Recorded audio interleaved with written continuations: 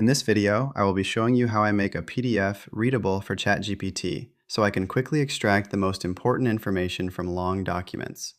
I'm starting right here on the home page, and to begin the process, I'll move my cursor down to the text input bar and click on the plus icon. From the menu that appears, I'll select the option to Add Photos and Files to open my computer's File Explorer. Next, I'll navigate to my Downloads folder, select the PDF titled Best AI Video Editing 2026, and click Open to attach it to the chat. Once the file is ready, I'll type my request directly into the message bar. Please read the PDF file and give a summary.